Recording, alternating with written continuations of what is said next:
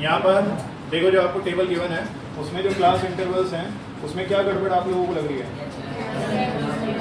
Gap is not same. जो class intervals के बीच में गैप होना चाहिए वो सेम नहीं है।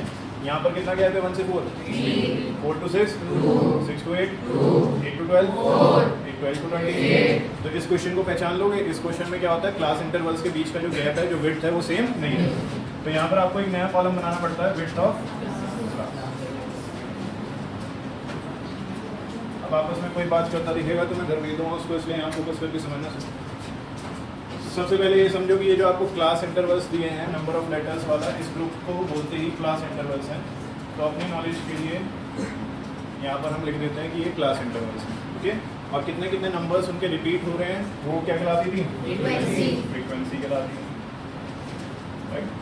ये दो कॉलम्स तो हमें एज इट इज दिए गए हैं, ये तो हमें रखने ही रखने हैं। एक नया कॉलम हम खुद से बना रहे हैं इस पर्टिकुलर केस में, that is width of class. Width of class मतलब क्लास के बीच का गैप। 1 से 4 कितना है? 3। 4 से 6, 6 से 8, 8 से 12। ये कॉलम बनाना तो बहुत आसान है, ठीक है। फिर एक नया कॉलम बनता है जिसका नाम क्या है? Length of rectangle. जो लेंथ हम लेने वाले हैं रेक्टेंगल की, क्योंकि उसकी विड्थ अलग अलग होने वाली है, क्योंकि क्लास इंटरवल का जो गैप है वो अलग अलग है, तो उसकी विड्थ अलग अलग होने वाली है, तो उसकी लेंथ भी हमें अलग अलग लेनी पड़ेगी। तो लेंथ ऑफ रेक्टेंगल हमारी चेंज हो जाएगी। लेंथ ऑफ रेक्टेंगल के लिए जो फॉर्मूला था क्या था? Frequency upon width of class into minimum class size. Frequency upon width of class into minimum class size. Frequency upon width of class into minimum class size. Frequency upon width of class into minimum class size, okay. जैसे कि इस वाले की frequency कितनी है? 6। तो 6 upon में क्या लेना है? Width of class. Width of class कितनी है? 3 इनटू मिनिमम क्लास साइज। इसमें देखो मिनिमम सबसे कम कौन सी वैल्यू है? 2 इनटू, ये कैंसिल हो रहा है, 2 to the 4। ये क्लियर हो रहा है? दोबारा देखो जिनको नहीं समझ आया। क्या है formula? Frequency upon width of class into minimum class. Frequency कितनी है? 30। Width of class, minimum class size 2 से 2, क्या बचेगा? 20। फिर इस वाले में देखते हैं frequency upon width of class into minimum class size. Frequency is 44, minimum width of class 2, minimum class size is 2 से 2 cancel 44। Frequency 16, width of class 4, minimum class size 8 आ जाएगा। इसमें बताओ बच्चों, 4/8 इंटू कितना जाएगा? तो इस तरह से हम लेंथ ऑफ रेक्टेंगल बना लेंगे। ये दो कॉलम्स जो गिवन है ये तो एज इट इज आएंगे। पहले कॉलम को नाम दे देंगे ब्रैकेट में क्लास इंटरवल, दूसरे कॉलम को नाम दे देंगे ब्रैकेट में फ्रीक्वेंसी, तीसरा हमें खुद से बनाना है that is width of class, class का कितना कितना गैप है, फिर length of rectangle. Length of rectangle का फॉर्मूला ऊपर ही लिख देना है क्वेश्चन शुरू करते साथ। लेंथ ऑफ रेक्टेंगल का फॉर्मूला क्या है? Frequency upon class into minimum class size. तो यहाँ पर हमने सब केस में लेंथ ऑफ रेक्टेंगल निकाल लिया है। बस हमें अब इसका क्या बनाना है? ग्राफ बनाना है। क्या बनाना है? ग्राफ। तो ग्राफ बनाने के लिए हमारे पास हमें बस लेंथ ऑफ रेक्टेंगल याद रखना है। क्या आपने ये नोट कर रखा है? yes, जिन्होंने क्लास अटेंड की थी उनके पास तो ये सब लिखा हुआ होगा। yes, कुछ बच्चों को ग्राफ बनाने में दिक्कत आ रही थी इसका, तो उसे एक बात समझ लेते हैं ग्राफ को। क्लास इंटरवल्स तो हमें वही लेने पड़ेंगे जो गिवन है। क्लास इंटरवल्स को एक्स एक्सिस पर ले, वाई एक्सिस पर? एक्स एक्सिस पर ले लें। 1 से लेकर कितना आना है? 20 तक। 1 से लेकर कितना आना है? 20। जंप नहीं कर रहे हैं तो किंग लगाने की जरूरत नहीं है।